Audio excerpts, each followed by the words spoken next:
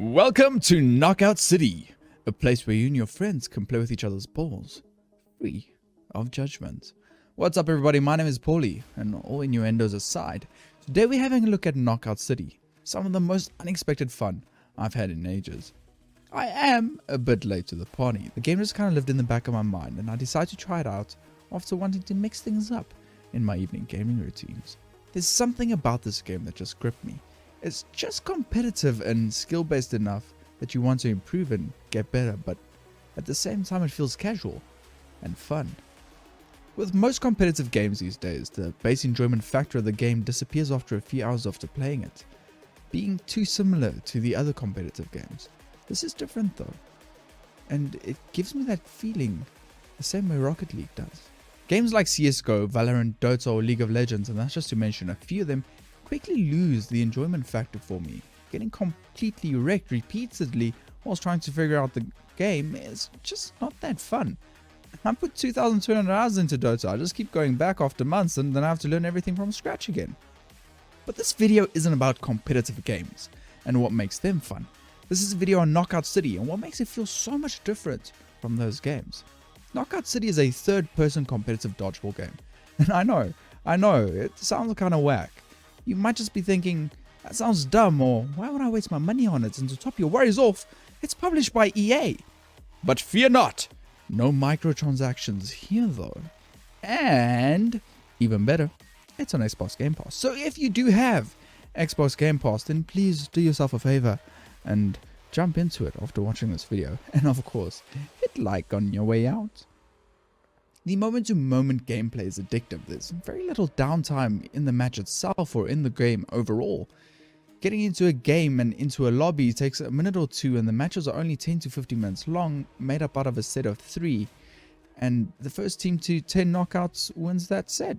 To knock another player out, you need to hit them twice with a dodgeball. Some balls or explosions would do 2 instances of damage, making them more powerful and valuable in the match. The base dodgeballs aren't as exciting as you might think in comparison to the special balls, but they will be the bulk of how you take out your opponent. It's not actually a problem though, because when you catch or dodge the ball, it gains a charge level. Charge levels increase the ball's speed, making it much harder to catch or block with a dash. On top of that, there's another level to throwing the balls. When you double jump, your character will do a quick somersault. If you throw the ball at that moment, it lobs the ball in a high arc, hitting enemies behind objects or behind other teammates, allowing you to do some fun backline damage. On top of that, there's a sort of spin you can do to throw a curveball. Same concept as the lob, just horizontally. Because the charge of the ball determines the speed, you can use it to throw slower moving balls at closer ranges, which throws your opponent's timing off completely. They miss their block or their dodge and you get a free hit on them. Good team play is also rewarded in this game. As you would expect, hitting an enemy from multiple directions with multiple balls make it a lot harder to avoid getting hit.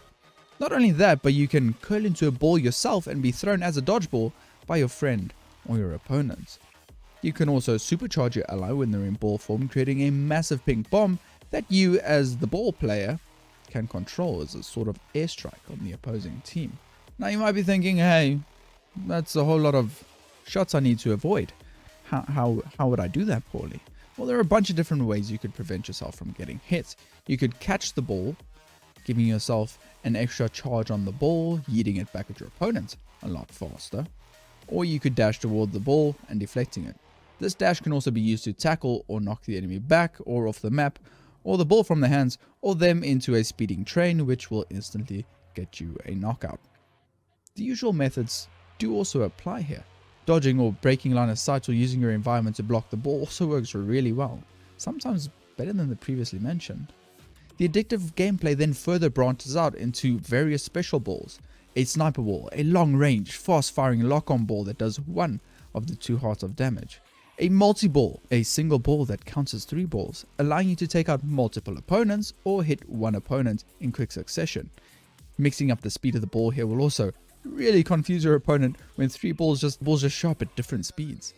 A moon ball that gives you gravity jumps, allowing, okay, that's getting cheesy, you to get onto the high ground more easily.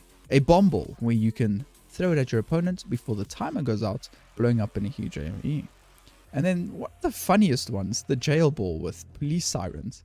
Hitting an enemy forces them into ball mode, and you can use them as a ball to hit their teammates, or you can just yeet them off the map or into a hazardous object and knock them out immediately. One or two of these unique balls can spawn on a map each match, and they drastically mix up the gameplay for that match.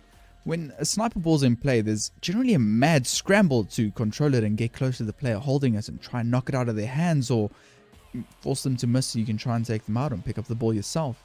The high-speed, fully charged sniper ball makes it really hard to catch or dodge it, changing how everybody plays and moves. The bomb ball also does a really good job at mixing up the gameplay, where it splits teams up so they won't be grouped together and try and rush down one of you at a time. Each ball has their specific way of changing up how the players act on the map and how they're trying to avoid you and the ball you're using. To top it off, there's a really fun Mr. Potato Head character customization, where you get a choice of body types, hair, face, jackets, pants, gloves.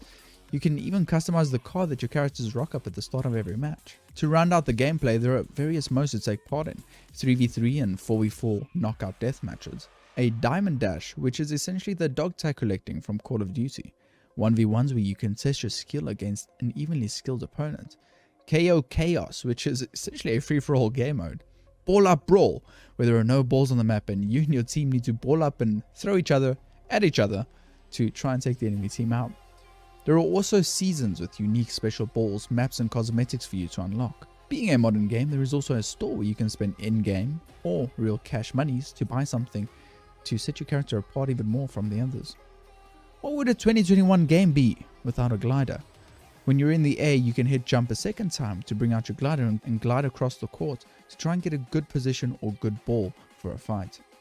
Some of the maps are also designed to promote using your glider to cross ravines that have a strong upper wind blowing through them for you to swing around the battlefield quickly and confuse the enemy team. At launch, the game has 6 maps with more to follow with seasonal content. Each feels different, with some having obstacles that can knock you back or even kill you. This incentivizes using your surroundings to your advantage. I'll never forget the first time someone tackled me and both of my teammates into a moving train, knocking all of us out. The only problem I have with the game so far is sometimes losing the opponents or getting hit from behind or off screen gets frustrating. But I feel like it might be essential to prevent other players with god tier skills from just being completely unstoppable. There have been a lot of games that try and grip onto that Rocket League feeling. And for someone who just recently played Rocket League for the first time, I must say, something about this just feels similar. I don't know if it's the ball or the movements or the art design, but something about it just has a Rocket League feeling for me. It's not too serious, but at the same time, it's got a deceptively deep mechanic system and the moment-to-moment gameplay that really allow you to outplay others against all odds or shine out above others. Knockout City is a game that came out on all platforms, costing only $19.99 USD last time I checked, and somehow I still almost miss playing it. If it weren't for a friendly reminder in the Xbox Gamepass, I probably never would have at all. What a shame that would have been. Hey guys, thank you so much for watching that video. Unfortunately, South Africa is being hit by more waves of load shedding, which, if you're unfamiliar with the concept, it turns off sections of the country's power to try and, fix the stuff that's broken, leading to weeks and weeks of intermittent power for very large portions of your day. So getting this out and even playing games right now is pretty much impossible, as I have an hour of power in every night, essentially half an hour before, and then power's out until like 8:30, 9 o'clock, which leaves me with very little time to actually do the stuff I'm enjoying to do. In any case, guys, thank you so much for watching. Be that little like button like it's your meat on a lonely Saturday night. Check out the rest of the channel. If you enjoy what you see, hit the like button and the subscribe button, and I'll catch all of you in the next episode. Cheers.